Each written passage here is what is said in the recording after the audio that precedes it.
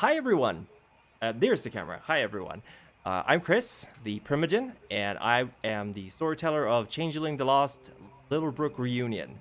And welcome to episode 5.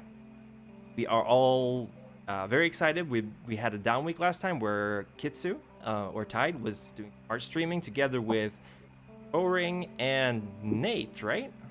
Yep. And Trev. And Trav. And Sorry, Trev. sorry, Trev Trav. was Sorry, here. Trav. Sorry, Trav. And now we are back on our regular schedule. Jonas unfortunately can't play with us, or Adam, as his real name is, but we will hopefully make do.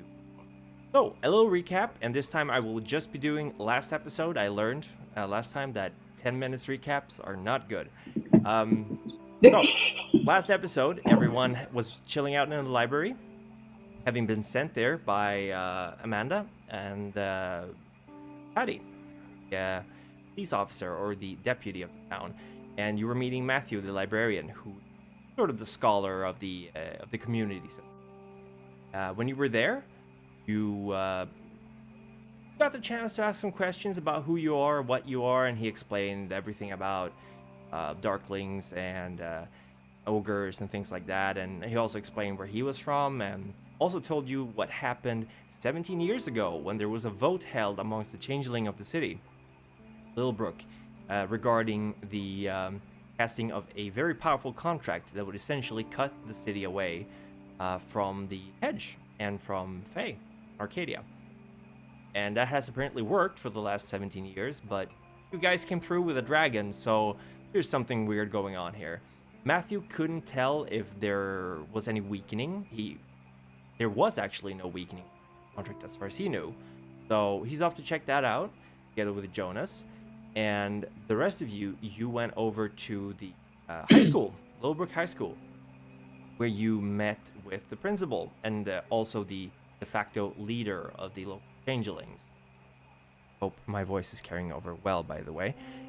Everyone who's watching, if my voice starts clipping, please tell me, because I have a noise gate, which worked really well last time. It blocked out half of what I was saying. But anyway, you met with the principal, Mrs. Blackbird, who gave each of you a hug. She said she was very happy to see you around. She recognized Jonas and Sarah, or Tyde, as they're now called. Sarah is a big dum-dum. I don't talk about her anymore. And essentially, well, you're the one who said it. That's true. Yeah. I'm paraphrasing you.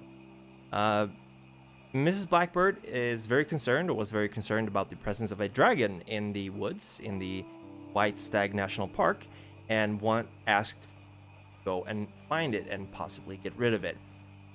However, thanks to some politicking from Tyde and the rest of you, she was convinced to convene the council, so to speak, with the rest of the changelings and sort of come up with a solution where they also help out. So that's where we left off, I believe. You were heading to the city hall, where there will be a meeting between changelings. Also, thank you very much, Yodan, for confirming that my voice is carrying. Happy about that. And every one of you are very welcome to watch and comment. We will try to interact with you in the chat. And I think that's about it. Do we have any Oh, we do have an announcement. I think 2 days ago, the Mummy the 2nd Edition Kickstarter just kicked off, and it was funded in less than 24 hours. And it's just going to keep on ticking. So if you like Immortal, Cursed, I saw it described as Supernatural Oceans 11, apparently. So that's interesting. So if you're interested in that kind of a game, then go check out on the Onyx Path Kickstarter. Who wouldn't be interested in that kind of a game? Exactly what I was thinking. If I'd had the original Mummy described to me that way, I would have all over that. So go check out their Kickstarter. There should be a link in the chat every now and then, I think. But if we're all ready, we will play a storytelling game of beautiful madness. So, everyone, you have left the high school, and you are on your way to the city hall. City Hall is a building very similar to the high school, and in fact very similar to the library. It is the red brick 2.5-story building with a large block at the top, kind of similar to Hill Valley's City Hall, if you remember Back to the Future. It's built in the end of the 40s, early 50s, so it's got that kind of an architectural style to it. It's very typical of the architect whose name was Thornton, who came from Europe to design many of the new buildings as persistent city. You're on your own right now, as the principal had to make some calls and taking a leisurely stroll, or what are you doing? Describe how you're making your way to the hall. How far is it? Everyone except for Lars. Lars we will handle in a bit. How are you making your way to the city? Yeah, what's the distance like? It depends. About a 10-15 minute walk. Oh, okay, then there's no point in being slow. I think Nova's pretty focused. She likes some answers, so she's probably just going ahead, not even looking behind. Hour walking. Power, yeah. Heading there.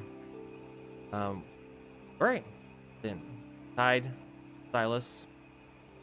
Sylas is keeping pace with Nova. He's a pretty big guy, so it looks easier, but in reality, he's trying to match her pace because you can see how driven she is, and it's important. Yeah, there's a huge size difference between, but Sylas keeping pace with the very fluttery. Nova's little legs are going. Yeah, like. Yeah. And Tyde, you're hanging on to. Yeah. Tyde is very just seems focused and just go in, not. Okay, maybe looking left and right though, because the whole. Just in general, just to check stuff out. Probably getting distracted by some things, like for example, the shops and how the streets have changed or something. Oh yeah, absolutely. There's But. It hasn't changed that much from 2001. There's a few new shops, there's some close ones, but not that many, honestly. It's almost as if nothing has happened. Some buildings look a little bit more worn. Not a lot of change at all. And considering it's about 1 p.m., there's not a lot of life or traffic on the street. Car every now and then, there's some people walking. See some young children biking by, helmets on their heads, and basically, wait. Sorry, I was looking at the chat. I got distracted. But yeah, it's perfectly normal in the city. It's almost too normal. A little bit creepy. You seeing children with helmets, biking. But there's a new law. You get fined if you don't have that. Might be. Not even closer to the high school, closer to the library. Nothing weird, nothing. Oh no, it's hall. Oh my gosh. It's the best way to describe it is to say that it's like the city's been frozen in time. It looks the same, it feels the same, although perhaps a slightly hard to put the finger on it. Really doesn't feel the same. Maybe it's a disconnect from the hedge. Maybe that's doing something. You're heading over to City Hall, and that is a pretty busily trafficked place. City Hall, home to, of course, not only the city council and the mayor. It's also got the Chamber of Commerce. It's got concert halls, a concert hall, not halls. It's got a bunch of meeting rooms. Got the school board is there as well. So there's a bunch of people around, and the receptionist looks up as you enter and go, do you have an appointment? Can I help you? Yes, we're here for the council meeting. Council meeting. She goes through the computer. There's no filing system really that any of you can. She's pressing the mouse, the clicking thingy goes, Oh, the council. All right, it will be in room 31B, third floor. You can take the elevator, or you can go up the stairs. It's just outside of the elevator. You want anything to? Do you want me to bring something up for coffee, tea? I should be fine. All right, Coffee. coffee. Okay, Just water, please. okay, we'll bring some water. I would love some tea. Thank you. Coffee, tea, water. Okay, very good. Have a nice council meeting. It looks a little bit confused, but he has a few weird meetings every day. And this hall that you've entered in, it's got kind of blackish blue marble floor. The staircase is built out of the same material with a white kind of marble on the edges of every step, and very old looking, like dark brown wooden railings. The bars have been replaced with metal, but the top, the handrail, I guess you call it, is wooden. And there are paintings of old mayors. There's paintings of the town, how it used to look. Sylas, you see something that is a painting of the Green back when you were celebrating 4th of July in 1957. You recognize it because there was a special masquerade event, like dress up as the not the Union Jack, as the American flag. That would be a weird thing to dress up as here. But yeah, it's either someone's had that event later on, or it's from the year you celebrated 4th of July. You're positive. I look numbly at the portrait, and suddenly it takes up all of my attention as I step closer to it, looking over, trying to scrutinize the faces there. Whoever the artist was, either they're working for real life or they have some kind of gift, because I can swear I can recognize these people. And unconsciously, I start looking for where my family would have been at the 4th of July party. The painting is fairly big. It's about 6 feet wide, 4 feet tall. There's a lot of people there, but somehow the artist had managed to capture, like, even if the details aren't that great, you can still, like, tell. You can recognize faces you haven't seen in years. It's quieting. It's actually a little bit disturbing. And you see actually one boy holding the hand of a parent, and you realize that's you, that painting. Or it was you. I look stunned, and I tap the portrait on the look of a little boy dressed like a revolutionary piper, standing next to his father. And given that he's one of the only black faces in the crowd back in those days, anyone noticing me shouldn't have trouble realizing what I just realized.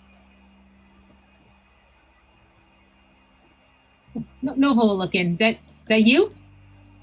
Yeah, that's me. Wow, whoever made this portrait, I mean, I would have remembered this being made at the time. Yeah. Is there anything Okay. weird I What can do notice you about think? this portrait other than its accuracy, per se? I mean, yeah, I recognize these people, all of them. It's like, maybe I add sourly, maybe I wouldn't remember. Maybe I knew this happened some time ago and I just didn't forget about it, that the memory is stuck in the head somewhere. Yeah, but again, all these faces seem so specific, right? They are. All these faces. I know these are people around town. I mean, back then, no one was going to miss out on the 4th of July celebration. And yeah, the whole town came out that day. It's not just a picture of generic faces. These are real people. And whoever they hired did a good job. Hey, look, I mean, I'm pretty sure, isn't that Lars there? And I point to a picture of a much younger looking man who seems to bear resemblance to Lars. Huh. That looks You like guys him. knew each other? I mean, barely. I saw him around town. He's a nice enough man. I guess everyone knew each other back then. But it's been a long time since I've seen him, I'll tell you that. Hmm. Well, check the corners. Usually there's like a signature or some kind on artwork. So Hey, yeah. maybe we can figure out who did it. Yeah, you're right. I start looking over the portrait wildly for any kind of signature, any kind of indication. Who drew this? Since you say Oh. Since you say you knew everyone, or everyone barely knew, like, at least at sight, who everyone was, maybe you can recognize the name as well. It's someone who had to live at your time, right? I hesitate as I keep looking for the name on the portrait. You Maybe. you actually finally spot a signature, and a little hard to make out what it says, but you think it writes out Wenceslas, like from the song. How you pronounce it, right? W-E-N-C. Wences? Yeah. I mean, I've heard it called Wenceslas. But Oh, Yeah, that's what I thought it was. Oh, Wenceslas. Wenceslas. That would make Wenceslas then. I also have a cat who's sitting on my key. He was sitting on my nose, but sorry about that. No, it's fine. It's fine. I'm just trying to help for the future. If you need it. Wenceslas is. You head up the conference room, and there's more painting. There's paintings of the woods. There's a painting of the old water tower in the forest. A painting of the mines. Someone has done, obviously not from that period, but there have been like dramatic paintings, reenactments of the destruction of the railroad during the strike when they were bringing in workers from out of state or from further down south to work when people were striking. There's the old halfway inn, which was burned down around that time. Some of these paintings you've seen before. Some of them are new edition. But it seems whoever's running for whoever's mayor right now at least appreciates having art in this, or maybe it's not up to them. But you head up to the top floor, which is, you realize when you come out of the stairway that there's been some new additions.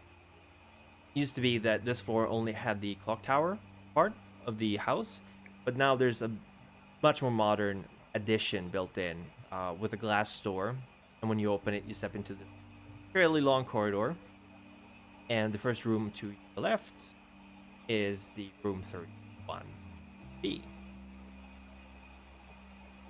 It's a small room, can house maybe 20 people around the table, so not that small, I guess, with glass walls and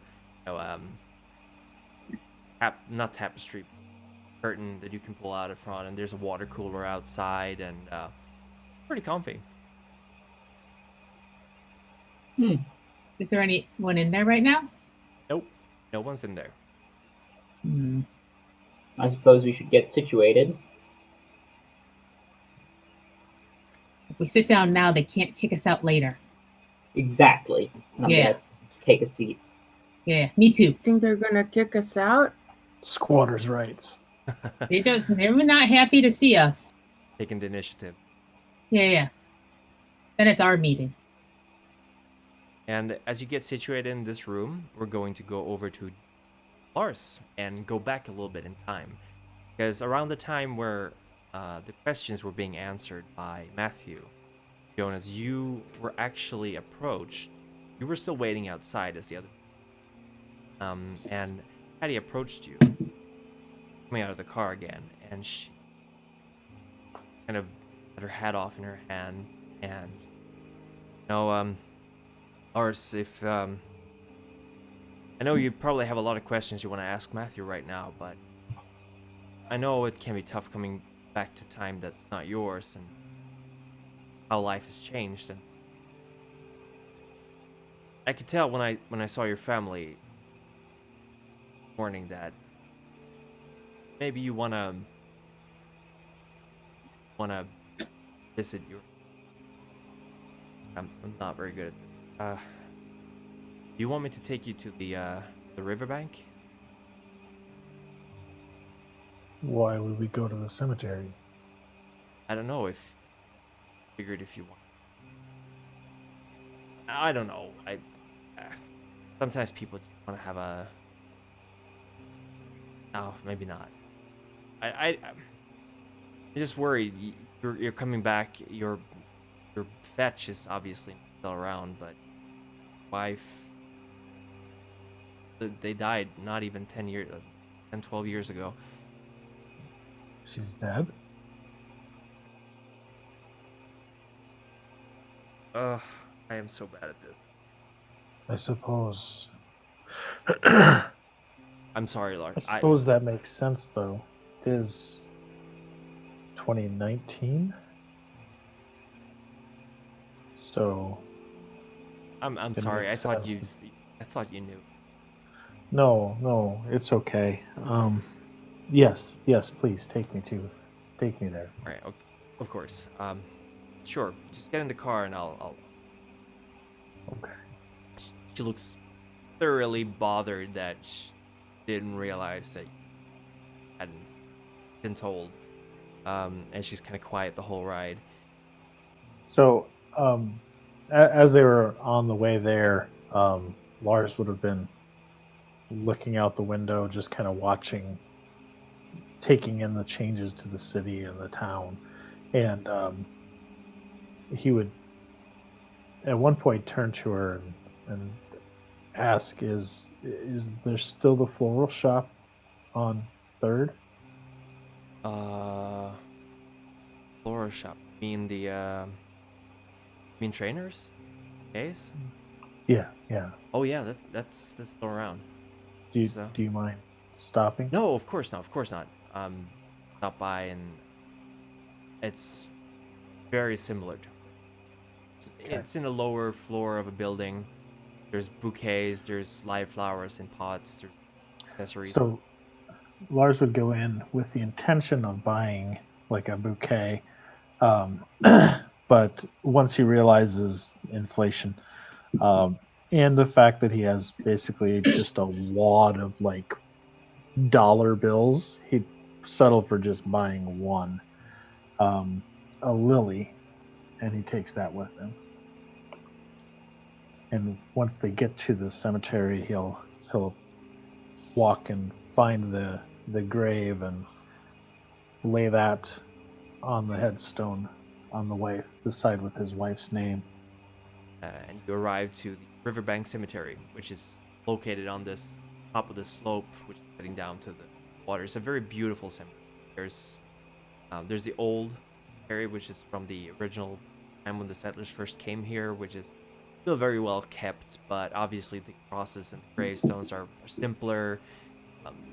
A lot of them are so worn down you can't read the names on them anymore, but there are small plaques here and there where local community organizations have been working to figure out who's been buried where. But the main cemetery where you come out it's not super fancy because it's a small community, and being Protestant, there's usually not angels or crypts or things like that, but there's a few more elaborate gravestones. And she kind of points you to part in the eastern end of the cemetery. And I'll wait over here. It's a family burial ground. So there's it says on the gravestone, there's Lars and Mary Johansson, beloved father and mother. And there's a quote: "Be faithful unto death, and I will give you the crown of life. Apparently, Mary died just a year after Lars did. So he'd kind of kneel down in front of the marker and look at the two names side by side and look at the dates. And Mary, I know that you probably didn't miss me because I was replaced, but that's okay, because I didn't miss you because I forgot you, and I need to apologize for that. And that's when he'd lay the flower down. They didn't have your favorite. They didn't have calla lilies, so this one will have to do. I know it's not perfect, but I was never perfect. And probably just say a few more words real low and then head out again. As you stand up to leave, there's a fairly young woman. She's raking leaves, and she looks up and looks over in your direction and go, "Oh, hey, Mr. Johansson. Come to see your parents?"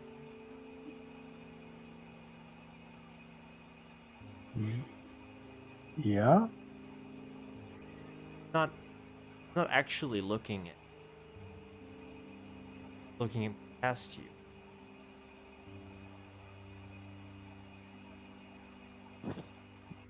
Lars will turn around and look behind him.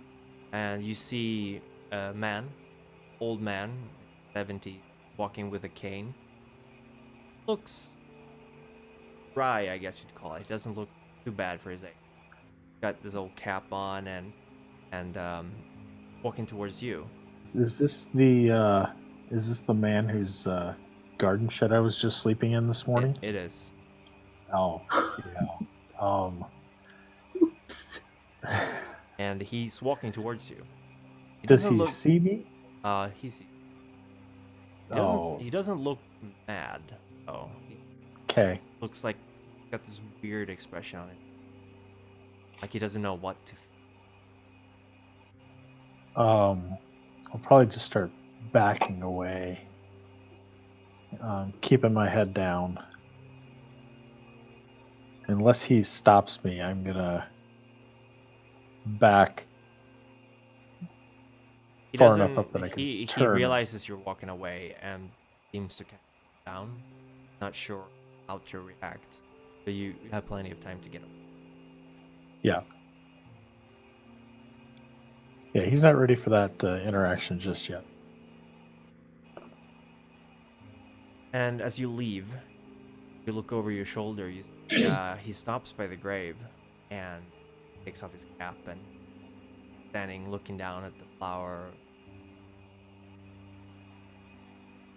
over in your direction. It's down on the bed, holding the cane book. Stares off into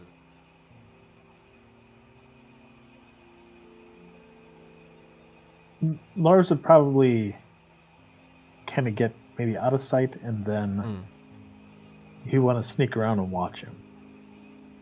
Yeah, sure. See if he can get close enough to overhear if the guy's talking without being seen. He would try to do that. You move closer. You can roll. Of course, he's lying. Dex stealth. Dex stealth. Probably. Yeah, absolutely. Yeah, that's. I not be able to access that. Not want to move. Oops, sorry. Okay, so Just pick him up. Don't anger the cat god. Okay. Very big. All right, so I've got 6 dice in that, and a specialization of shadowing. I don't know if that applies. Yeah, sure. You're kind of shadowing the guy. So now the question is, what does that mean? Specialization What does means specialization do? Remind me. roll. Is it lower difficult, or is it an extra die? I don't recall. I think you get an extra die for specialization. Yeah, So vampire, it's an extra die. I don't know if that's the same. yeah. It's the problem is that the different system uses different ways of this, Yeah. and there are. In addition to skills your character possesses, specialty applies to your roll. Add a die. Yeah. Add a die. Simple as that. Okay. And 8 or better. 8 or better. 3 successes. Notices you. Not. So you sneak up close, and he doesn't seem to be talking much until the young woman approaches him, and Okay. he's chatting away with her. Apparently her name is Teresa, and she's checking in on him, like how's he doing, what he up to, and did he have some trouble with the guy who just left? And Henry in turn is quiet, doesn't say much, but he's polite and nice. And something you do hear him say that might raise some questions in your mind is I just had to make sure of something. I guess I don't know if I'll find the answers here. Teresa just, well, if I can help you, then just let me know. Otherwise, a whole lot of leaves I need to get rid of. Says smile, and he goes, no, go off. I'll be fine. So, doesn't seem like he's talking to any more than that. Like he's very deep.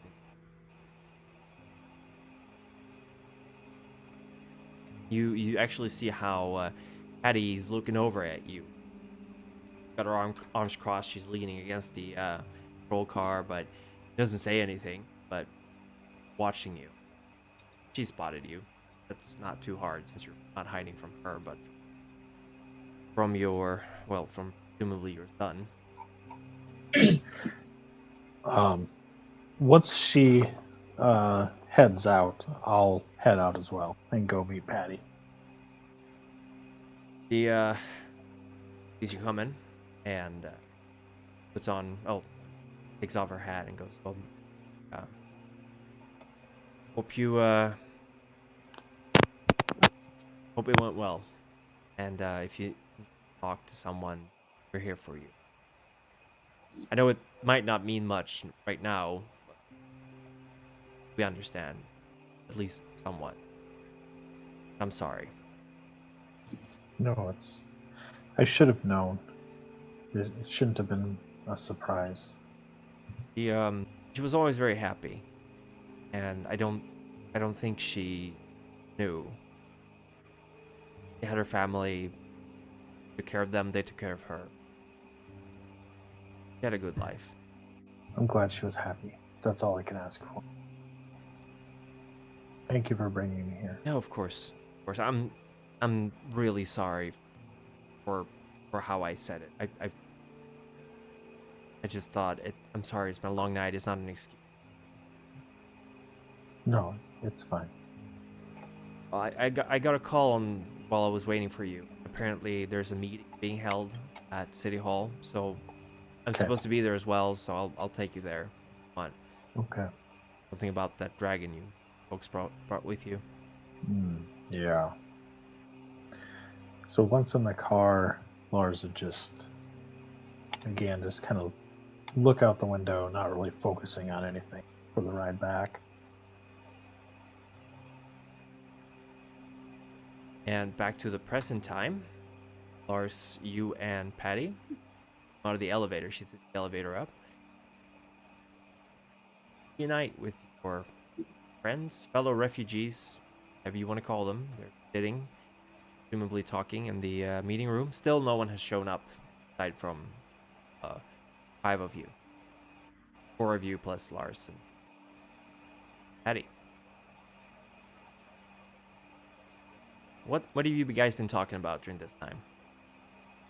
Still planning to not be kicked out? We've knowing me, I've been discussing squatters' rights and how perhaps we have claim to this room now.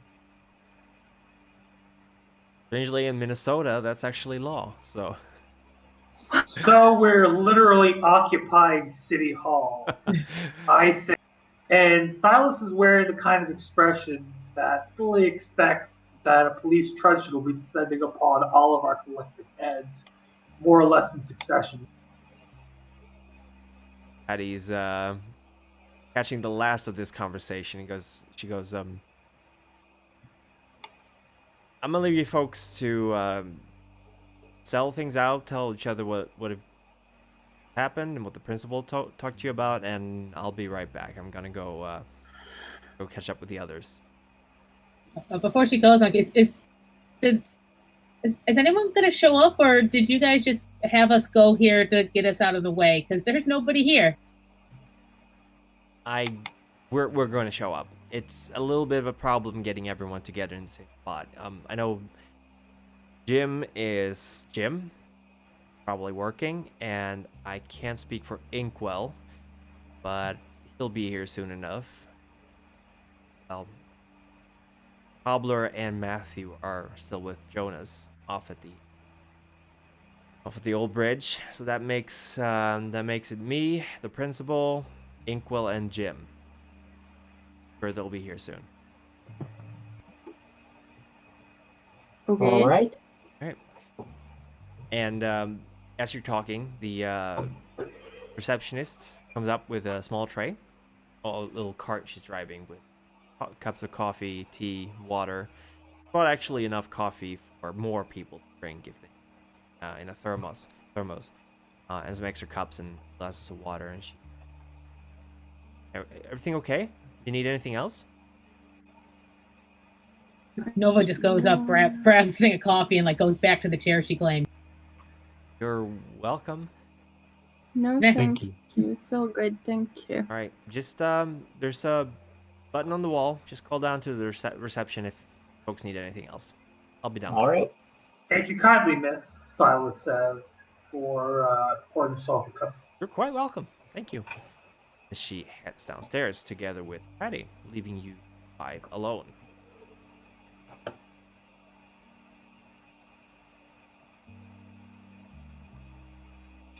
They're gonna blame us for the dragon, and they're gonna blame us for coming back. And they're talking about us right now, and they're coming up with a plan. Maybe. I have no doubt that we will be blamed for the dragon in at least to some extent. They should. We brought it here. We didn't bring it here. That's a very big we. I accused Sylas of it when we came through, and and he points directly at Nate, you said it was on all of us. Well, that's true. That's true. In my defense, I would just like to say that at this point, the responsibility might as well lie on all of us. We all came through. It's all our problem now. It's everybody's problem. Well, it doesn't matter who brought it in, though, or what happened. He could have just found, like, it's not like the portal was guarded or anything. Could have just wandered. Maybe something else wandered through it. I mean, it followed us, so kind of all. Yeah, okay, but the beetle just went directly to it. And besides, what's pointing fingers gonna do? We're here not to say who brought the thing here. I hope that's what we're here for, but to find a way to get it to go back or kill it or something. I agree. It's disgusting. That's all it is. Like, if they're gonna start this meeting saying, "Oh, you did this and you did that," and I don't know, pointing fingers, then we can leave and fix it by ourselves. We don't need them if that's all they're good for. Mm-hmm. What if they try to make us go back? We can probably fight better than they can. So I'm not going back, Some of and them, I don't care. I don't care what they say. I don't care about the spell, and I don't care whatever they thought they had to do, protect themselves and leave us. I don't know, Sylas said. Didn't strike me as the kind of people who would just toss us back to the Fae. They're like us, in some ways. I doubt they'll throw us back. But if they do, of course, then, well, they got something else coming. I will Nova. go. I could throw Nova, further than listen. most, I say simply, and then look to what Kitsu has to say. Sorry. I keep running into everyone today. It's all Into right. everyone's words. I have a plan. Here's the thing. Nova, you can hide really well, right? Yeah, I think so. I'm small. I'm used to not being seen. Okay. I tried this only once before, but maybe it's gonna work. So, let me just check my notes. So, if something goes wrong, actually, I look around the room. What is in the room? There is a conference table, big enough. Or it's more actually a conference circle with a hole in the middle. Charger station, which I don't think you recognize. There are some potted plants, ceiling fan. No, there's not a ceiling fan. There's an AC. There's a whiteboard, which like a blackboard. I don't. Of course, in 2001, many anyway. There's a board of a kind. Yeah, there's some kind I don't of know what kind, white okay. thing with pens. Apparently, you're supposed to be able to write on them. There is a device hanging from the ceiling, which is like a VCR. There are little sockets for audio devices by every seat. The chairs are very comfortable. No expense is spared as far as the chairs go. Sylas unfortunately cannot fit in them. They're a little too big. I mean, too small. But the floor is nice. Everything is in like grayish pastel colors, not the most engaging. Is there a mirror though? Any kind of reflective surface Good that question. I could reflect my? There is a glass wall out to the corridor. Not a proper mirror though, just a glass corridor. But you can faintly see your reflection in it. I don't know if that's gonna work. I examined the glass and then turned it off. Okay, so here's what we're going to do. If something goes wrong and they either keep us captive or something like that, then I need you to go back to the what is the diner? Okay, do you know how to get there from here? I think so. Yeah. Okay, I need you to go to the diner, to the bathrooms, to the first mirror on the left. Okay, at exactly the top of the hour. Okay.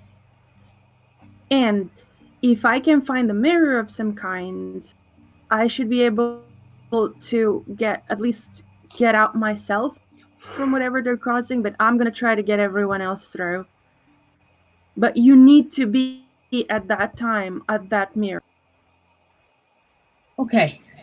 Maybe sometime in the future we can buy a mirror so we can do this otherwise, but I don't know how else to do it. But that's one thing. How big a mirror would you be thinking?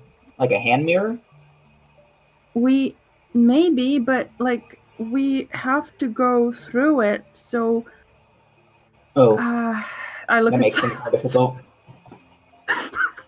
So you want Sylas to carry around like a full-size mirror for us? I'm not saying he should. All I'm saying is that we need to find a mirror big enough on both sides in order to get him through. So Sylas says, I'm big, but I'm not that big. Chris, is there a cabinet or set of drawers in here? There is a cabinet. There is. Hey guys, All maybe right. there's a So this bathroom. container, if I believe the person the container belongs to is my enemy, does that count as the loophole, or do they have to actually be my enemy? They have to actually be. All It's, right. it's not the power of the mind here, I'm afraid. We So got. Lars is gonna just hold up his hand and he's gonna say, "Hold on." Mm. So, if I think we're worrying too much. if it comes down to them wanting to blame us or send someone back, I will go. I will take the blame. I don't. There's nothing think more we- here for me. But I don't think we get to make that choice. Yeah, you're not going back. At least not if I have anything to say about it. What Hey, are they Lars. gonna do to you if you get back? They've treated us badly enough as it was. What happens to the people that are? I look at Sylas. What happens to the people that get caught and brought back? Lars, I know how you feel. I don't have anyone. Almost everyone I know is dead, but you don't have to go back like that. Why would we do that to you? We don't have a deal with the Fae. They aren't just going to throw someone who could help the town back to the people who would gladly drag everyone here back to Arcadia. If it comes to the point where sacrifice is needed, Don't sacrifice yourself that easily, Lars. Please. I don't know, man. I get the feeling we're all in this together. Yeah. Also, I think we're catastrophizing a bit, right? I mean, if they do try to send us back, then we'll fight them on it. But from what I've seen, if they wanted to do that, they probably could have by now. yeah, that's true. Just don't like having no choices. I like Yeah. feeling trapped. I A suppose we lot, just sit and wait then.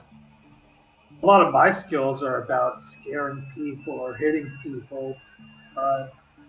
I'll be fine if it's a friendly conversation and them offering to help us. That dragon's going to be a lot of work on its own.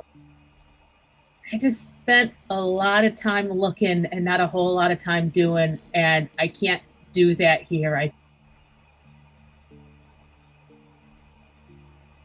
Well, if we have time later on, maybe I don't know how much we can do.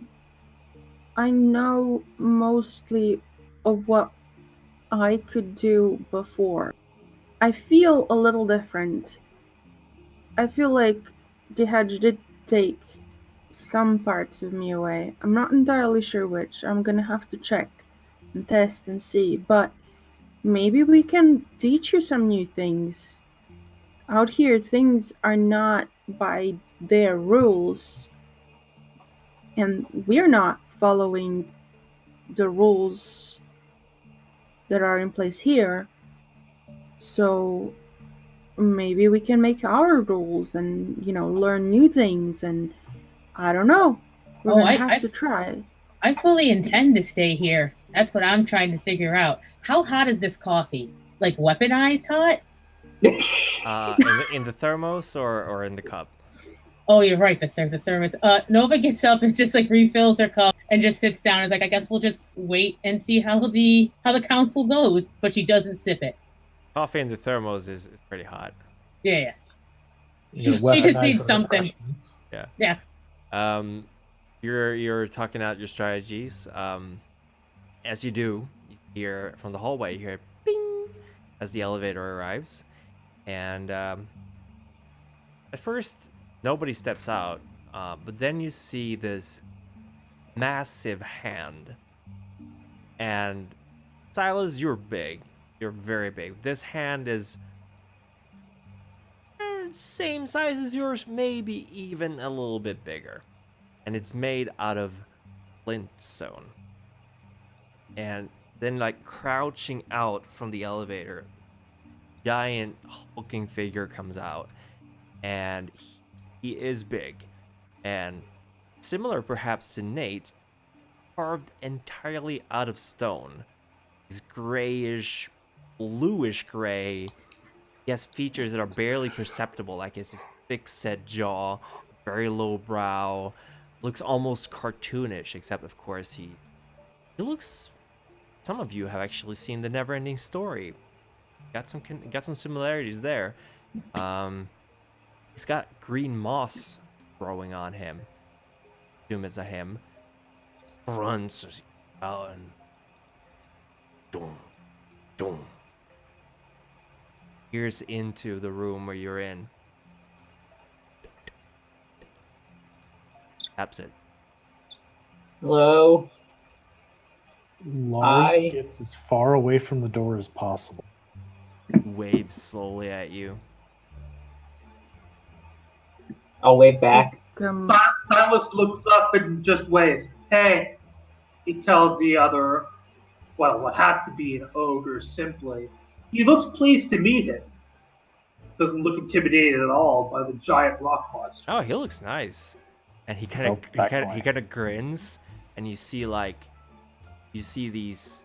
You hear the sound of his teeth and lips grating as he has this huge maw, and they're actually diamonds. The teeth. Oh, and his teeth are me. Yeah, very similar. And he's carrying this huge bag, like it would contain. It could easily contain a whole army tent. And he's just got it holding in his pinky, like hanging from his.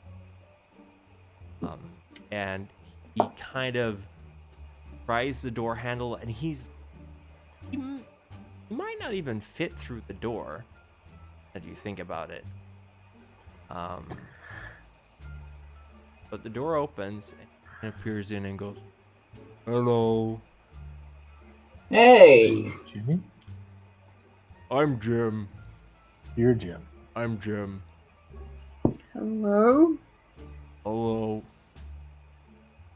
Well, hey, Jim, I'm Nate, by the way. Nice to meet you. Hi, Nate, by the way. I'm Just Sylas, Nate. Jimmy.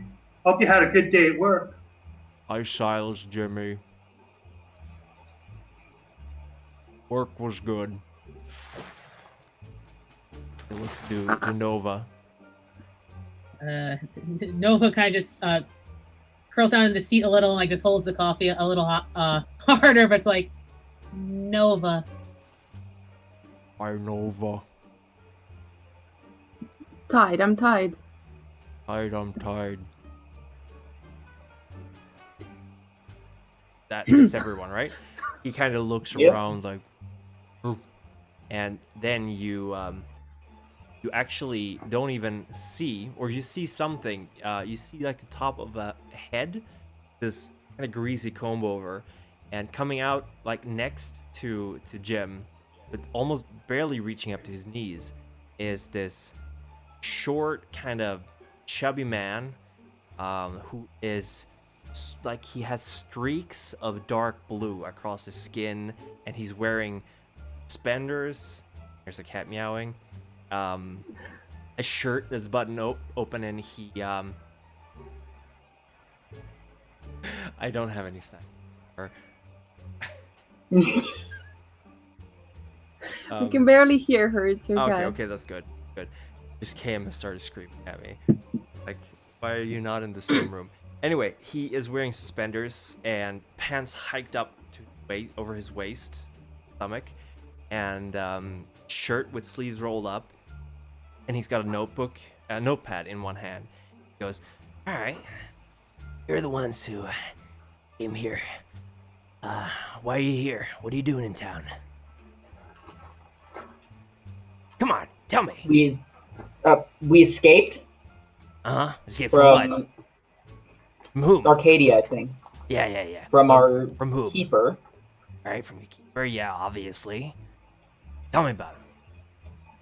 How many arms did they have? How many legs? Give me all the juicy details. 2 of each. All right. Boring. Yeah. Who are you? Who am I? Yeah. Who are you? Must be Inkwell. Seems my reputation precedes me. Yeah, I'm Inkwell. Inkwell. Okay. Yeah, I guess you might know me by my human nomenclature, which is Tobias Cromwell, editor-in-chief of Littlebrook Herald. I'm sure you're familiar with my work. Yeah.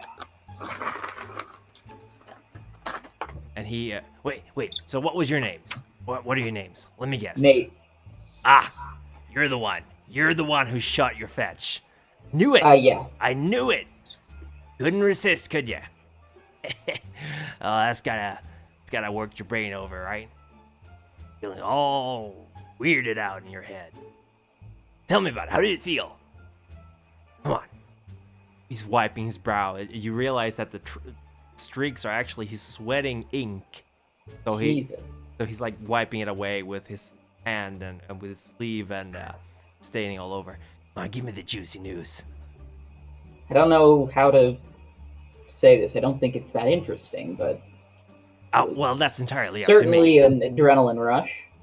A good editor can turn any story into something interesting. Yeah, so it would seem.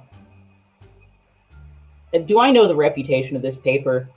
Littlebrook Herald, an upstanding newspaper. I would say that in the 80s, the Littlebrook Herald was in a slow but steady decline, as they had to do some budget cuts. Still a newspaper in form, but definitely getting thinner. And in 2001, it was temporary hold. Was editor-in-chief was on a temporary vacation for the last 4 years, and this was in 2001. So Tyde would probably not even have. All right. Right? Yeah. So who's the rest of you? Sylas looks uncomfortable in a way that he absolutely had zero lack of strangeness with Jimmy. He twiddles his thumbs a bit and finally says, "My name's Sylas. All right, Sylas. I was playing Modkeeper too." Huh. All right. So, how'd you do it? How'd you escape? We were running, then we jumped on the back of a beetle. And Beetle. Riveting. How big was this beetle? It was big. He was big enough to Big beetle. be out there. He was 10 foot tall. 10 foot tall. Wow, that's a big beetle. All right. So, that's it. You ran, you went on a beetle, and you got out. Yep. Well, there was a dragon that burst through chasing us into... Oh, yeah, the dragon. I heard about that one. I was kind of waiting for you to tell me about that. So, what's up with the dragon? Where did it go? Where did it go? Tell me. That is an excellent question. I was hoping you heard something about it. Something like, I don't know, cattle being eaten or something going... Nope. No stories about that. In fact, it's been a bit of a dry spell as far as news goes. At least until you guys showed up. Whew. Poor Nate. He got screwed over by you. And he... Did he die? No. You gotta work harder to kill a fetch. Believe me, I've tried. They can take a beating. Wow. Because I put the pistol to his temple, and he lived. Yeah, well, they've got their ways. Depends on who made them, of course. We can talk more about that later. I would consider myself a bit of an expert on dealing with fetches. Anyway, we're gonna have a meeting in here. Hey, Jim, big guy. How about you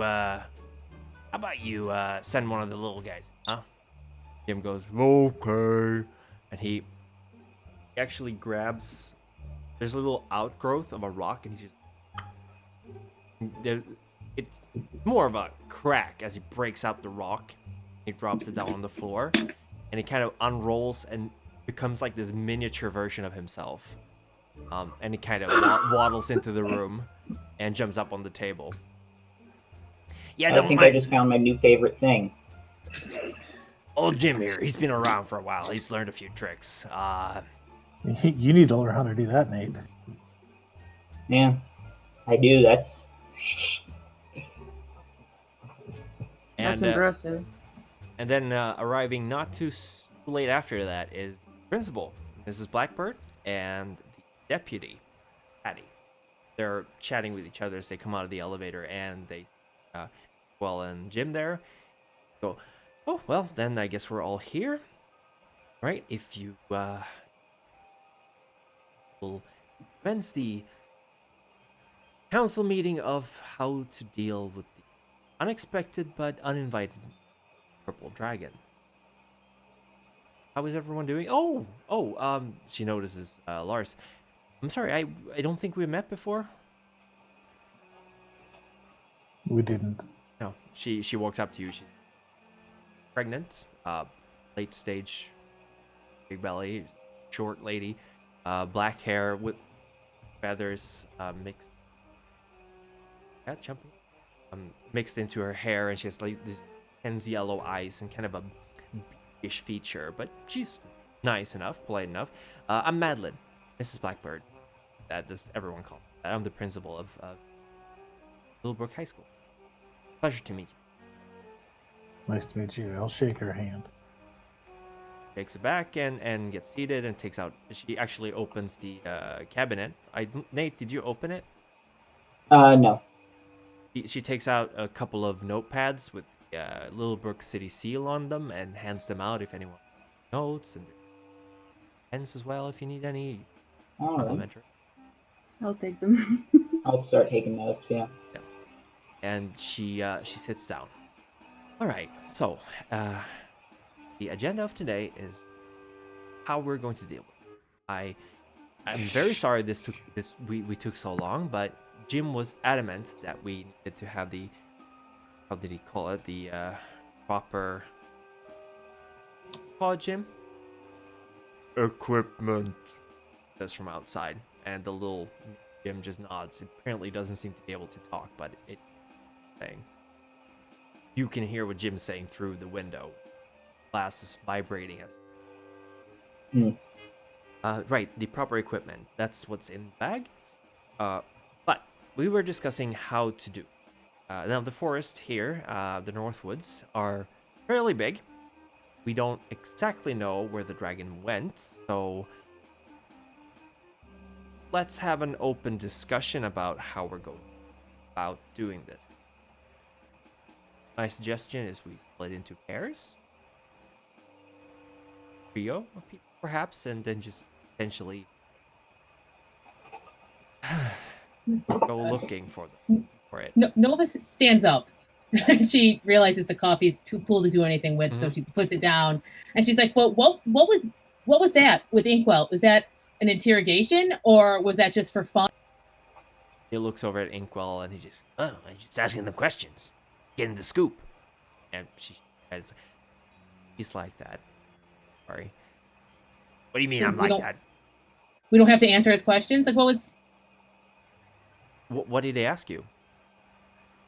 about please killing and stuff, and about our time there, and very invasive and very aggressive, and if this is how it's gonna be, then like maybe you're just gonna blame us, and why are we even doing this?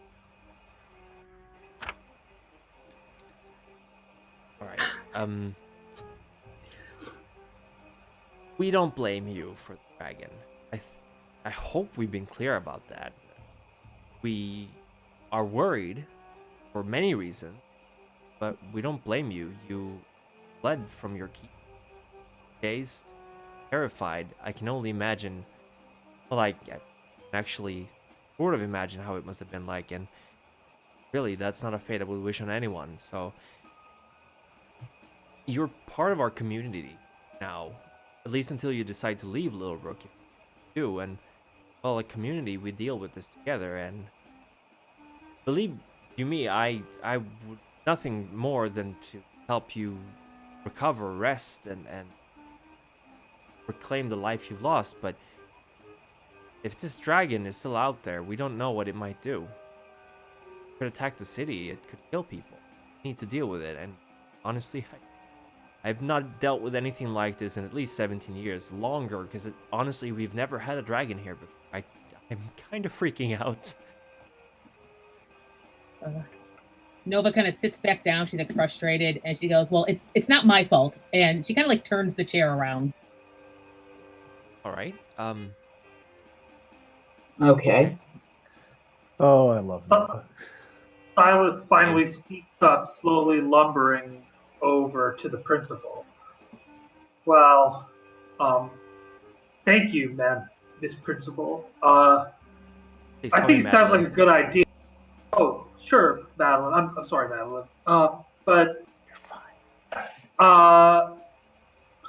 well, the good news is it's a dragon, so we might see some big sign of it where it landed or where it threw up the dirt, something like that. But after that, we should all gather around wherever we're tracking it, and then all go together, because it's not just finding the tracks, it's about not being picked off one by one when it flies in from somewhere.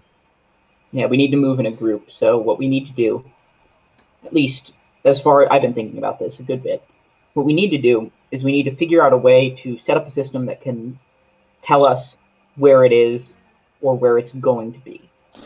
We can't look. I like the idea of trying to find it by moving in small groups, but if in small groups we encounter it, then whatever small group encounters it is done. It's game over, right? Of course. What we need to do is we need to set up a system. I don't know if we could hire people or use trail cams or something.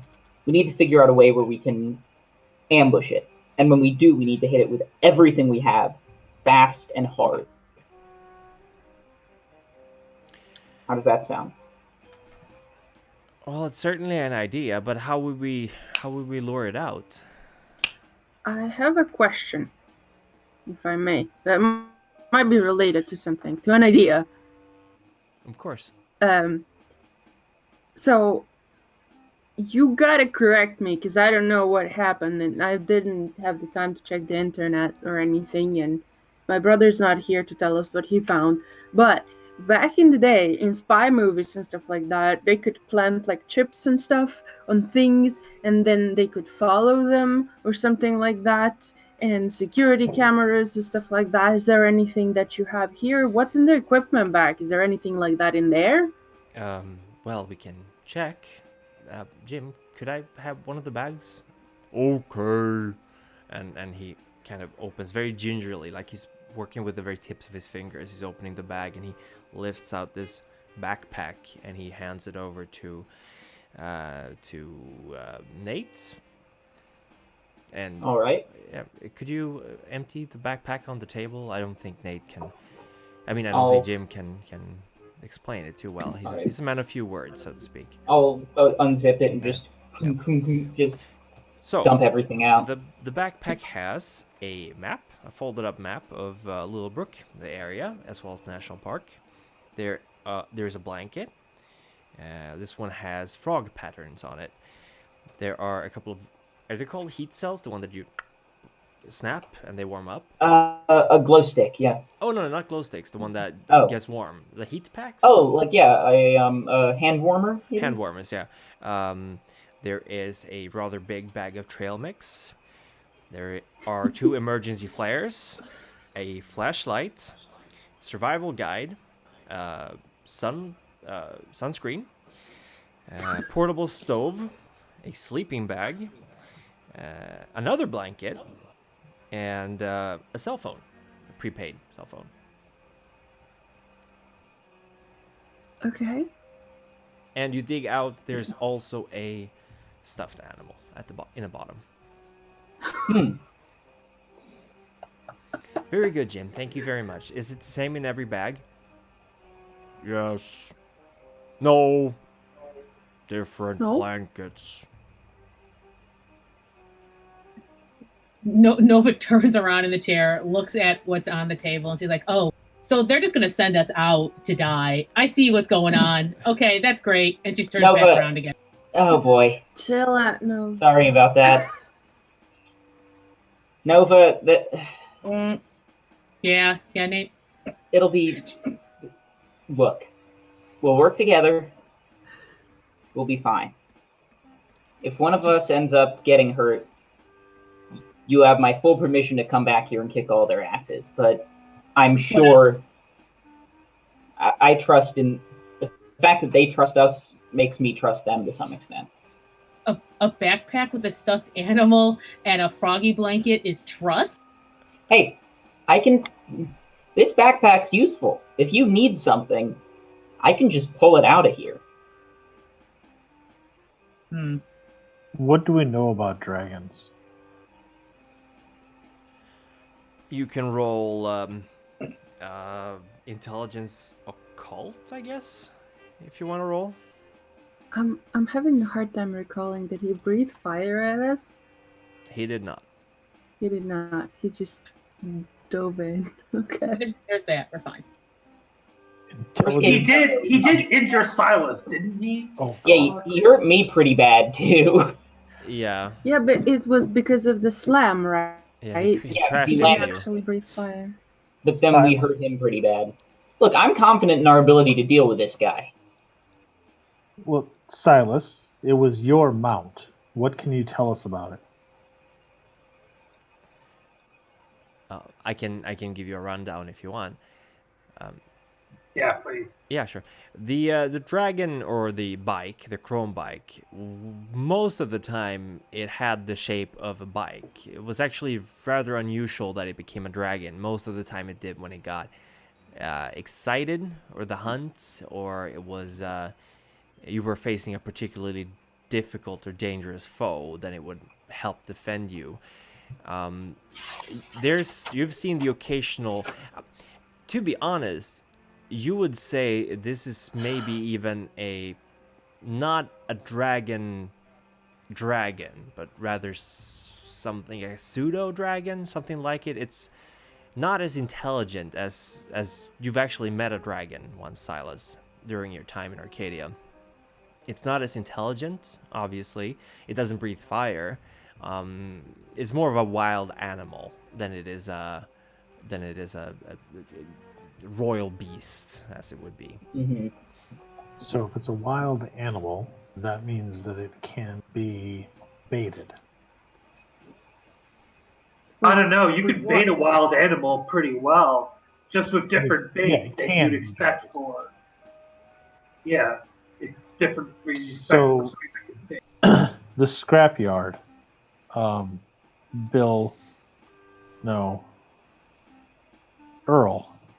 Earl's scrapyard. Would I perhaps be able to get access to that? The scrapyard, it's open during daytime hours, but obviously Earl or whoever's owning it now is going to be there, unless they're out on business. Are you asking in the group, or are you asking Yeah, me? I'm asking the council Okay. if Then- he's an ally with the that owner of that, because I'm assuming it's not Earl anymore. That would be Martin. Martin? Martin Wellman, yes. Wellman. We had to speak with him last night. Patty, had to do a memory wipe, I guess you'd call it. He'd been told some stuff that we had to make sure he wouldn't tell others about it.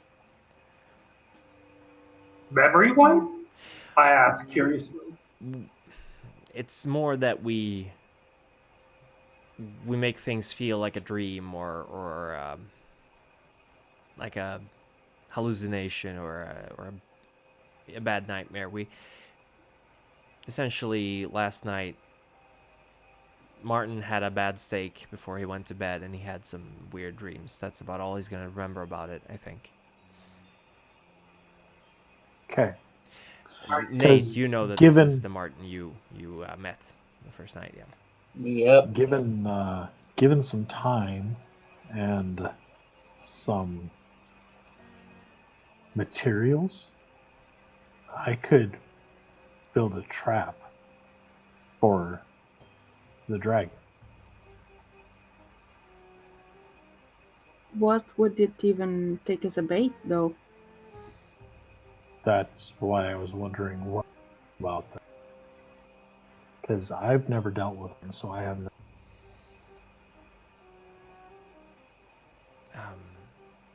Do you? There's suddenly a phone call, or rather, it's a text to the principal. As she takes up her phone and she looks at it, and you can see there's a visible change in her expression as she puts the phone away and says, "Well, that was Matthew. We're pretty sure where the dragon went. Where? Well, Matthew says he's sort of been able to track the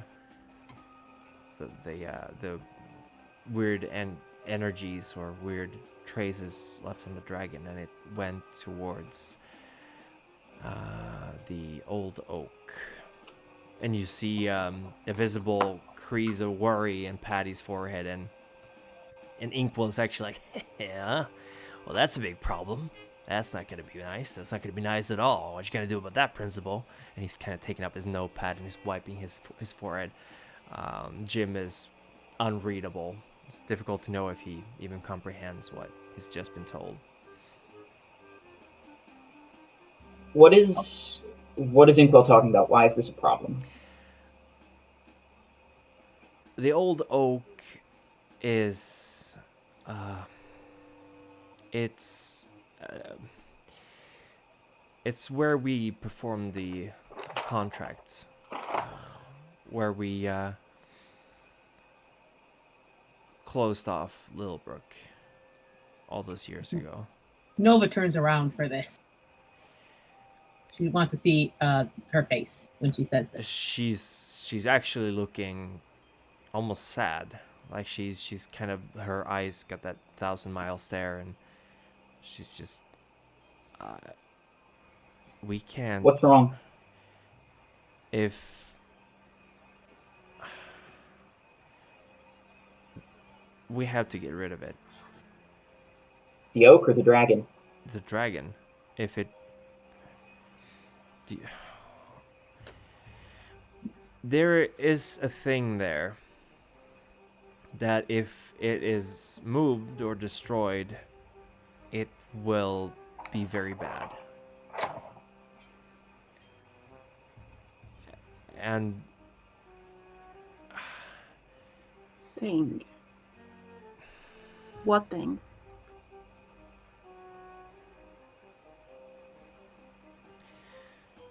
yeah, principal, tell them what thing.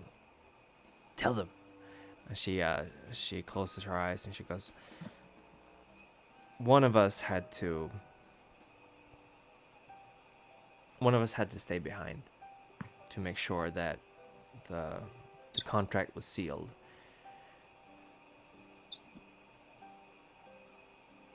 And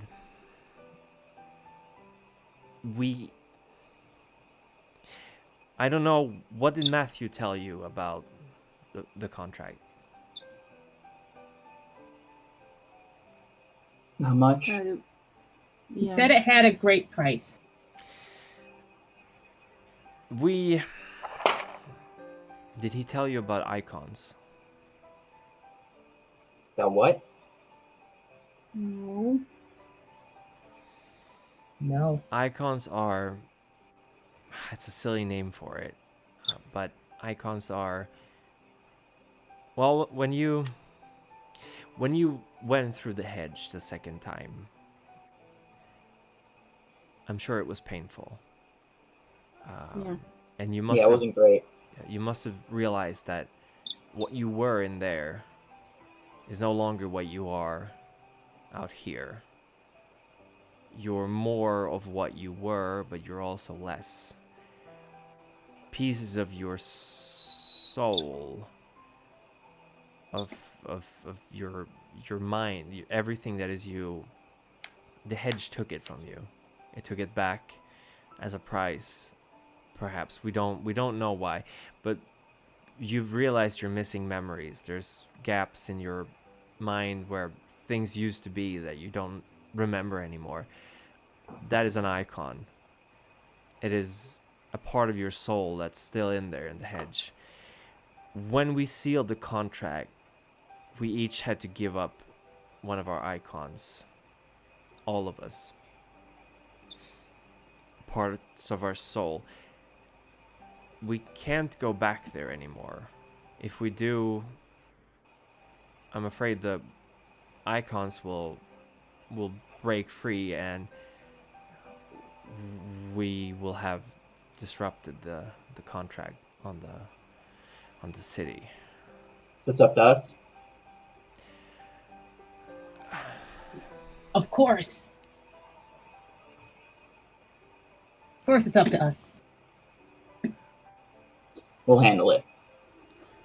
Well, Sylas says, looking to Madeline, I'm ready when everyone else is, but before we go, my chest hurts a little bit. Could someone please take a look at it?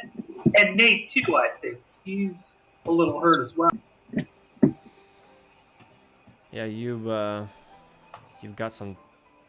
Did you wrap it up? Did you bandage it up? Do you remember? My thing? I don't know if I Both of you. could bandage it. I'm made of rock. Yeah, but Sylas, you were cut by Tyde, were you not? This is me out of character. Yeah. Oh, okay. Yeah. I think so. I think I was either. I forget if I was hit by Tyde or the dragon, but I mean the thing is, I haven't gotten proper medical treatment. It's true.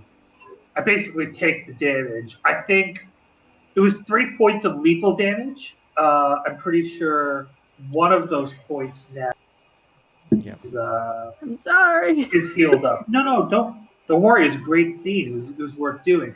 But one of those boxes is probably healed by now, but the other two aren't. And I'm just trying to get a little help for Sas when we go. I also, out of character, really quickly have a question. I Mhm. used a lot of my glamour points. I don't get those back, right, until I feed off someone. Nope. You have to reap the glamour. No, not reap. You have to harvest. Well, you can reap as well, but not recommended. But you haven't been taught how to do that yet. No. Oh, I so don't I'm flat out. actually- Uh-huh. Sorry? Then, No, so I'm out of glamour. Oh boy. You're completely out? I had 2, right? No, everyone starts with 10 in the beginning. Oh. Yeah. Oh, then I'm fine. All right. I'm not hurt, but I feel weaker than I was after the fight with him. I don't know how that works or if that's normal and if that's gonna make it any worse fighting the dragon, but that's what it is. And like, do you guys get weaker?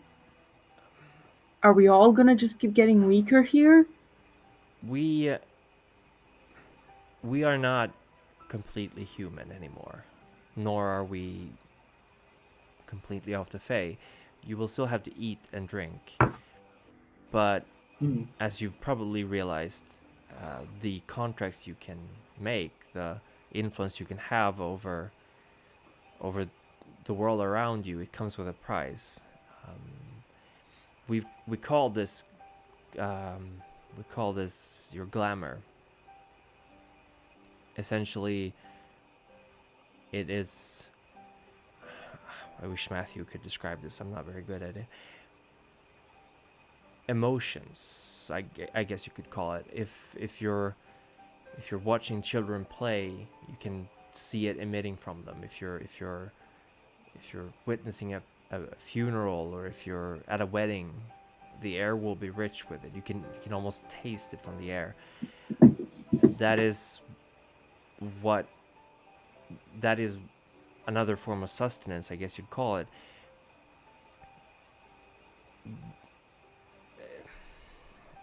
everyone has their own preference.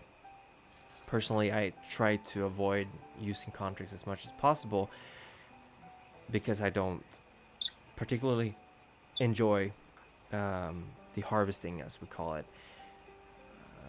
It can help you.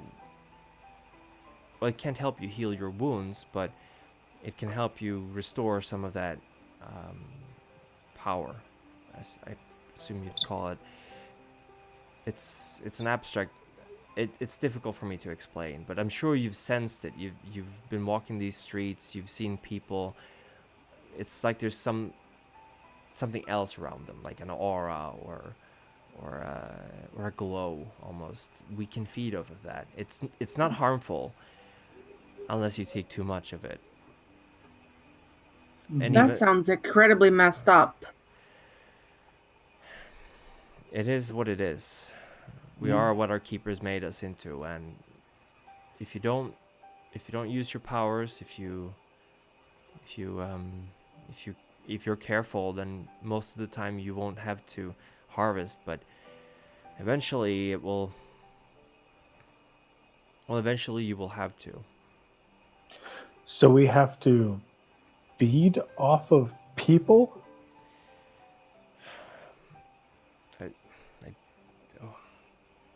Are we vampires? Oh no, far from it. Imagine. I know this is not a justification, but imagine someone so overcome with grief that they're inconsolable, that it is too much pain to bear, and I'm sure you've felt this yourselves.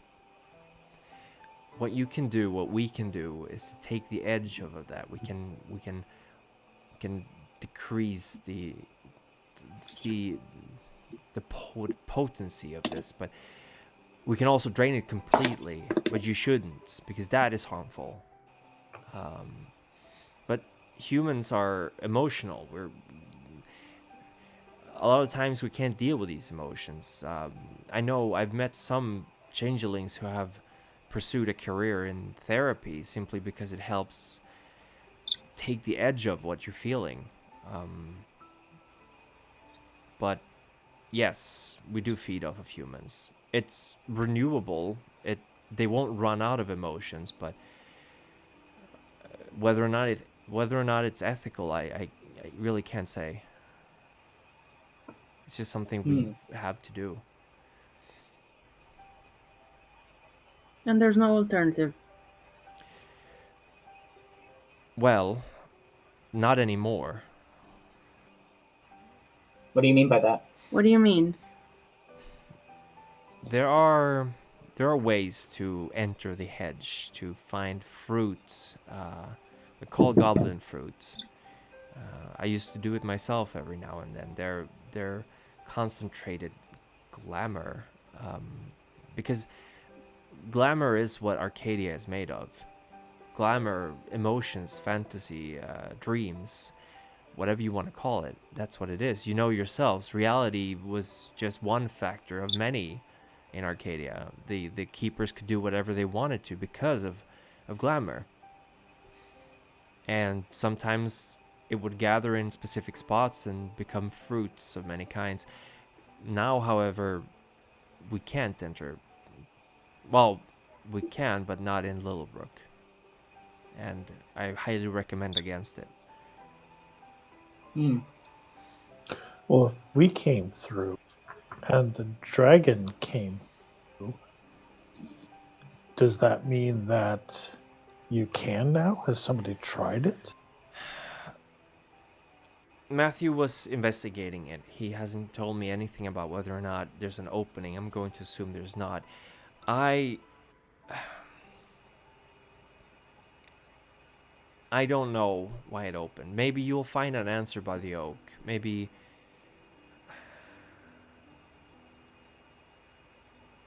that's why the dragon is here. I have another question. You said everything in Arcadia is made out of glamour. Is that right? Right. Does that include us, or more? Well, us, I guess, in part. But does that include the dragon? Can we feed off the dragon and anything else that comes out of it?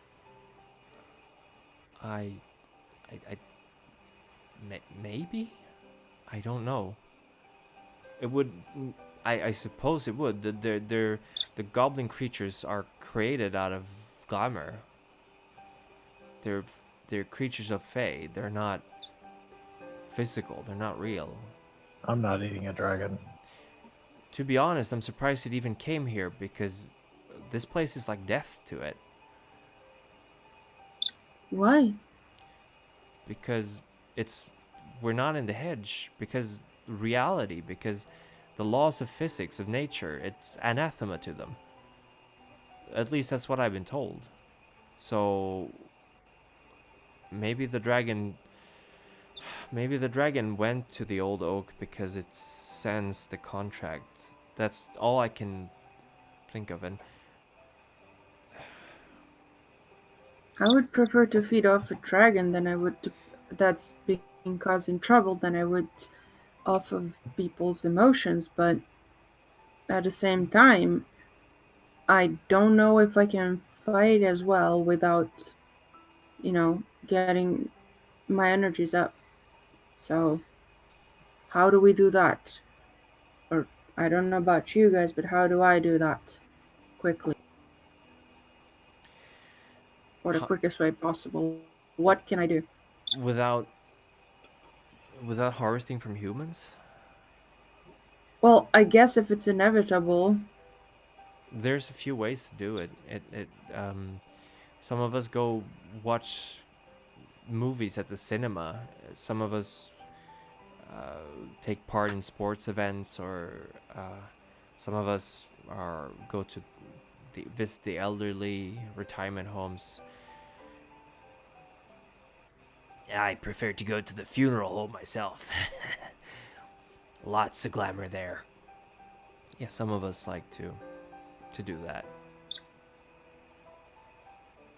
Okay. Well, I suppose I suppose school will be out soon. If you want to go, the children playing might. Sorry. I will need to have to go get a glass of water, so I'll be right back. All right. I should be fine on Nice glamour job. for now. We're just gonna go eat some kids and kill a dragon. Fuck yeah. Let's do it. So we need to. Who has weapons? Nate, you have a gun? Kind Right. of. I mean, I have this one gun right here, but I can also provide weapons for us in the case of emergency. Tyde, you can summon a sword, right? I have my own. We so, saw you yeah. do that, right? Yeah. But Can I you do need that glamour again? points and stuff to do that, so I mean there's a loophole that I can get to it, but yeah. Okay. I can build things, but that takes time and materials. So I'm not sure how useful I will be in killing a dragon. If you can build a small explosive device, like a pipe bomb or something, then I can replicate that pipe bomb using the method I got to get us this gun. We could have more than just one explosive. We could have multiple. Well, I was thinking more like build a giant crossbow, Oh. like a ballista. As you can Ballista tell, sounds like I'm very good at talking to people, so I can be very useful for this. So, like, this is a great idea, and I feel really comfortable about it. The irony of this is palpable. If Um my one concern with the giant ballista, though, would be if we miss, the reload on that is going to be significant. We do have one more item. Jim, if you would please. And Jim nods, and he takes out this case, which is about 3.5 feet long, and he places it, like he gives it to Nate as well, because can't go through the door. And Nate, it's cold. It's very, very cold when you take it. Can I open this case and take a look inside? Yeah. You open it, and what you see inside is a sword. Yo. It's a very beautifully crafted sword, and it's dark bluish gray. And it hurts your eyes just looking at it. I'm gonna pick it up. You grab it. Where do you grab it? By the handle. And you pick it up, and it's like grabbing. When you're grabbing, if you're wearing oven mittens and you're grabbing something incredibly hot, except it's cold this time around, but it's the same. Like you feel the cold creeping into your hand, and it's this kind of stinging, almost burning cold, actually. Tyde, do you think you can? I would be very careful with that. That's made out of cold iron. Yeah, it's all right. Sylas should wield it. All right. I get up. I'll get over and let me try. I dip my finger into the. Let me see what I dip my finger into the into my glass and try to like coat my hand in ice first, and then try to grab the candle. Same kind of pain that Nate was experiencing is going through your hand as well. It doesn't seem like the ice is protecting you at all. It's not to the point where it's painful that you can't hold it, but holding it for a long time, you think your hand would probably go numb from it. Sylas, you wanna see what you can do with this? I put it down. I prefer my own sword. Tyde can summon her own sword. We should. Sylas looks at the sword, and then I say, would it be? Could I carry the sword in one of those sword holding things, and then use it on the dragon? A scabbard? Yeah, scabbard. That's it. Well, I don't know. What? I think skeptically. I'm not that great with swords. Usually when the beast, my bike, gets rowdy, I was always able to knock it down before, try to knock some sense into it. I don't know if I can do it this time. I don't know if it'll listen to me at all. Well, what is the sword exactly for, though? What does it do? Cold iron is deadly to our kind, much more so than anything else. It has the potential to hurt even the gentry. It is the polar opposite to their power, and this was forged with iron found in the mines here locally a long time ago. I don't know who made it, but it's been kept hidden away for now because it can easily kill one of us as well. All right. That's... So what if we make a giant crossbow that shoots the sword at?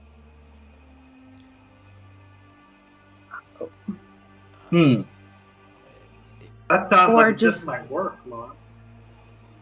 But what if we can just, like, a sword is not exactly... I'm not that great at, like, catapult stuff. Like, my catapult skills and knowledge comes from worms. You don't know what that is. Anyway, I'm not that good at it, but I can make iron cold. If you can build something iron, maybe I can cool it down some, but that also means I would need some water for it to make it ice. I think it's special metal. I don't think it's iron that's cold. I think it's stuff that came from the mine. Oh, I shouldn't have skipped chemistry that bad. Okay, yeah, sure. It's like what you'd use to make a skillet, I suppose. I believe. It's not just that it's cold. No, it's almost pure iron. Cold iron is actually Mm. iron that is worked without heat. Mm. Just hammered. So into shape. cast iron would not be cold iron. It's something Mm. different. It's been Mhm. hammered into shape, basically. Yeah. But also, I'm gonna vote for not trying to catapult a sword because a sword is built to be a sword. I And second I that can't- vote. Yeah, I can't wield it, but I know we have people who can, and I think that's like the best chance. And I'll cheer you on from perhaps the tree I'm hiding in.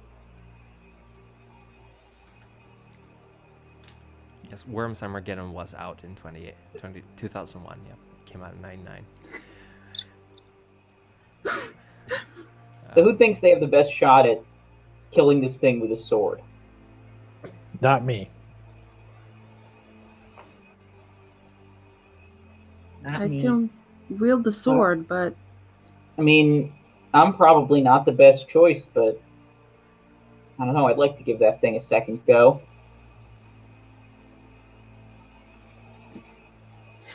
how soon do we gotta go to the oak is the thing? As soon as possible. Okay. There is old magic in there, and if this dragon takes it, not only is it going to expose all of us to the dangers of the hedge again, it will become immensely powerful if it takes all of our icons and the other who is there. Okay. The other? The one we had to leave behind. Oh, yes, I see. We need to Why move quickly. Why Where don't is- you say their name? I can't. Can't or won't?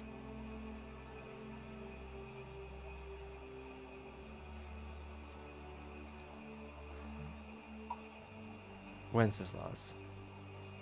What's his name? The artist? The person who painted stuff? Was it his choice? You see, she's actually starting to tear up when she's nodding. Nova backs up a little.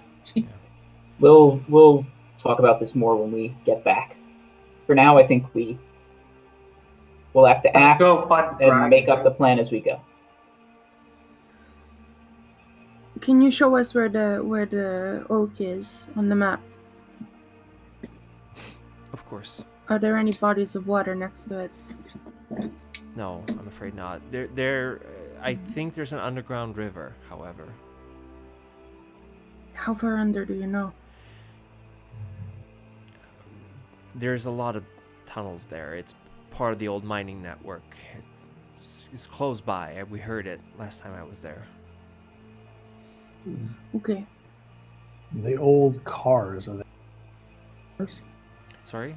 Are you cut off? Abandoned cars? Abandoned. Long ago. Someone drove them out there, stripped them out of most of their internal parts, and left them on the field. We I haven't might be moved. able to look at that. Oh, I think Oh. I know where that is, don't I? that's where Jonas used to go, and he brought you there sometimes. I know where that is. Patty, We- can you we give us used a to go ride to there. the cars?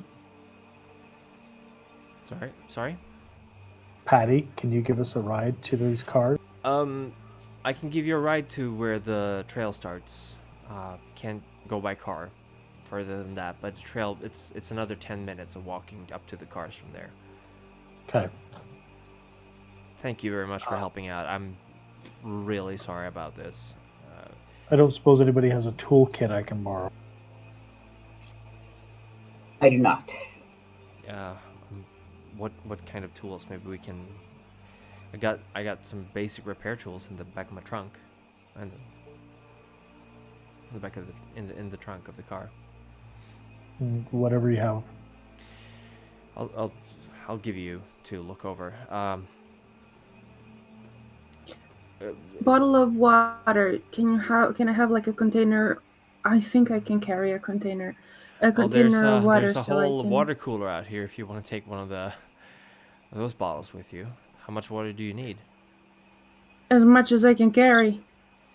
She kind of looks at Sylas. Like, I don't want to bother Carry. him. As much as I can carry is fine. I can carry some water for people. If you Just want. as much as you like. Yeah, I'm good with that. I start putting in the backpack as much as it'll fit. If we're all taking backpacks, Nova looks through all of them and just picks whichever one doesn't, just in case one of them has a pattern with butterflies on it. She would not like that one. there is one actually. Yeah, not that. I just like throw that one over Here, I'll away take that and one. grab the next one. All right, and that one has baby foxes on it. Yeah, I'll take it.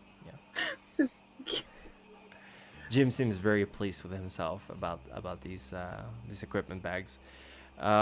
thank you. Of course, you should hurry. And Matthew said that he's bringing your friend Jonas here to meet up with you.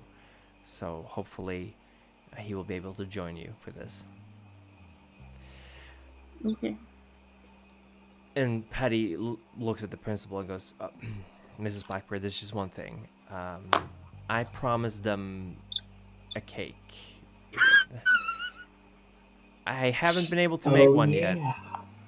She goes, oh, well, I see. I will have one ordered right away. It's the least I can do. For when we come back. For when you come back, of course. We're never getting cake. Where's the cake? Where's the drawing kit, Sue? I have it. The cake is not a lie. You will get it. Is there anything else we can help you with? She looks at all of you.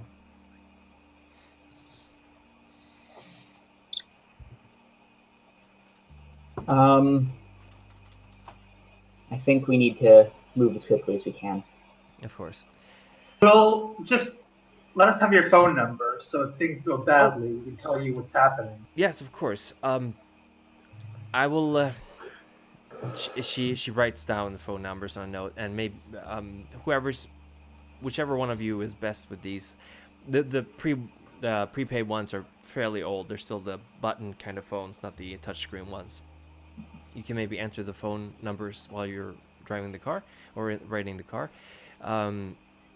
There should be enough money in these to do some calling, but obviously not more than maybe an hour or two total. What are those? They're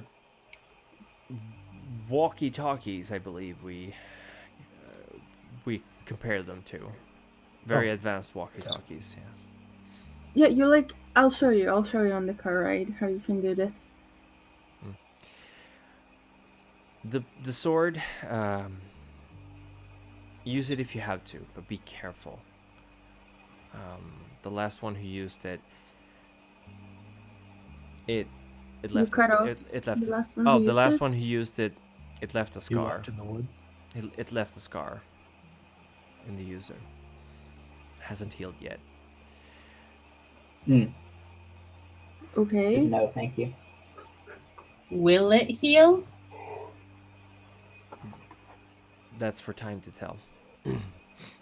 All right. We should get ready on our front. I will talk with Matthew, and we will work on our end to try to help you track the dragon the best we can. We'll stay in communication for now. I don't rightly know how we will, but we should be able to tell if it's getting too close to the contract, so to speak. Okay. Well, time's wasting. Good luck with your quest. I'm sorry that it had to be like this.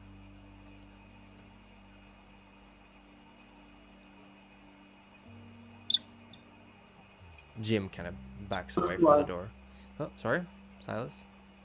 Silas just shrugs a little to Madeline. Given how things worked out, it doesn't sound like any of us have a choice. Either we go along and stop that dragon, or it gets consequences for everyone. Most of all us. So it would seem that way.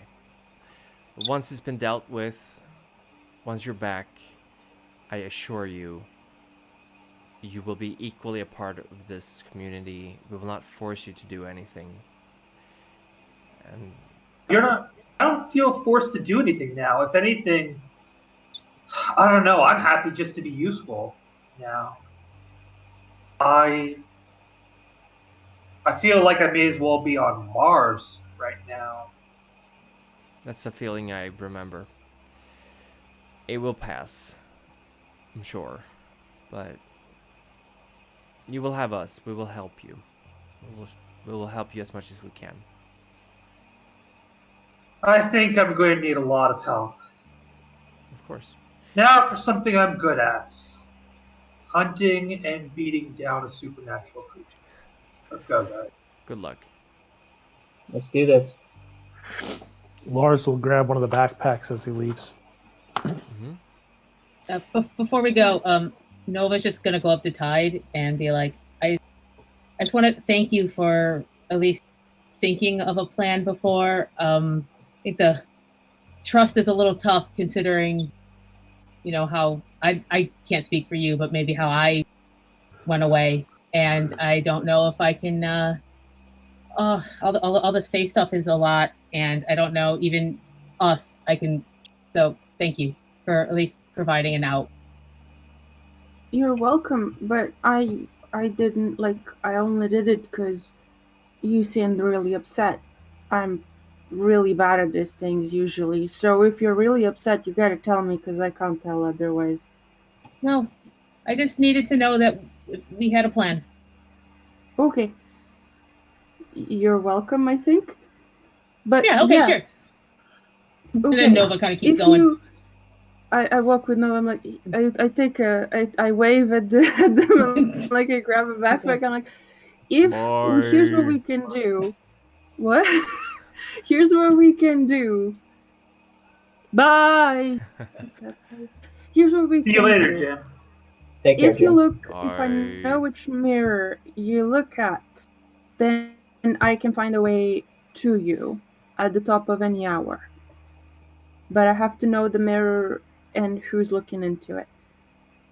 Okay. So it's kind of dumb, but that's all I can do. As far as that goes. No, it's okay. We're still trying to figure stuff out, and that's a start, and that's something. And I prefer something to nothing. I feel like we have a lot of nothing right now. I mean, that's how it was since we came here. So Yep. we're making something out of nothing. That's fine. Yes. Okay, let's do it. All right. Let's go. All right. And you head down to the now very familiar patrol car, and as you enter into it, Patty just she gets into the driver's seat, and before she starts the car, she goes, I know this feels contrived, maybe even like we're making up a bunch of excuses for not handling this ourselves, but believe me when I say this, the principal, she sacrificed a lot for this. Is she married to that guy that got locked away, or was married? Yeah, that's exactly it. And she's having a baby with his fetch. No, well, not entirely so. No,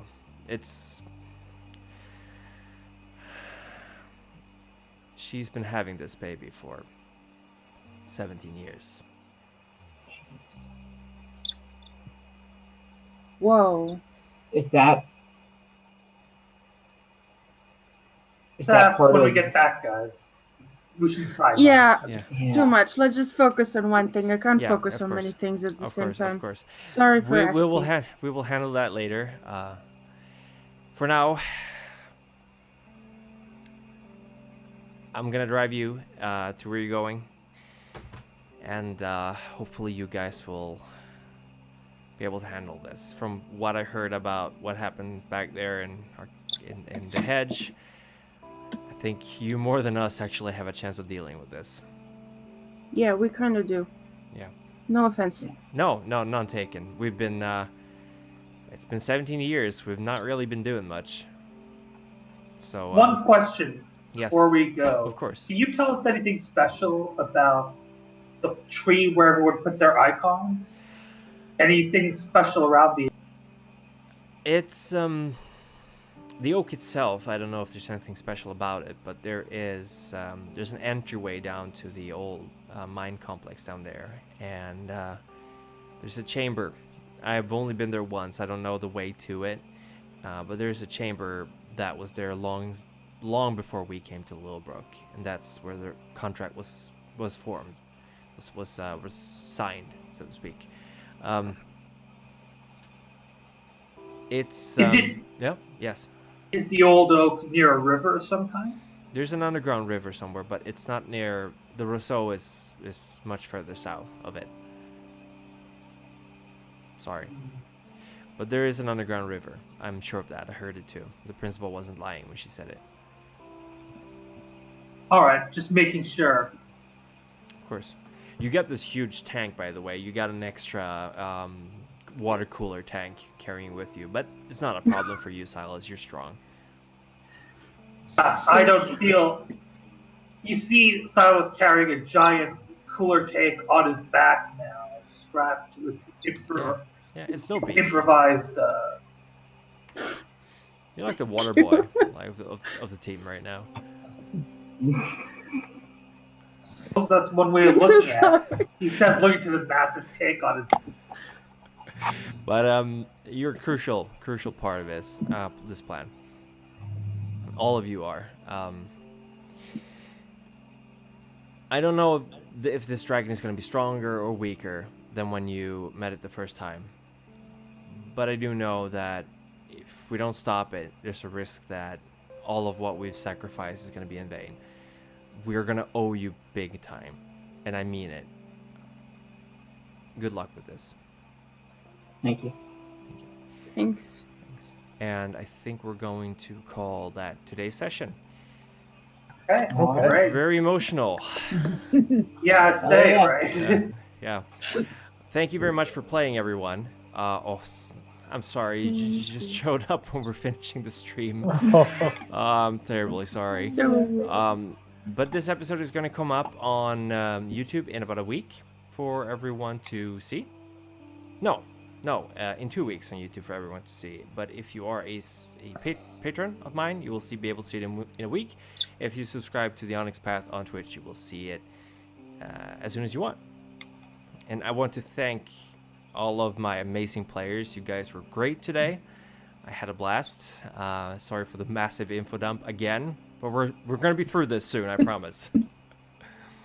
I'm very happy with you guys. Thank you for the game.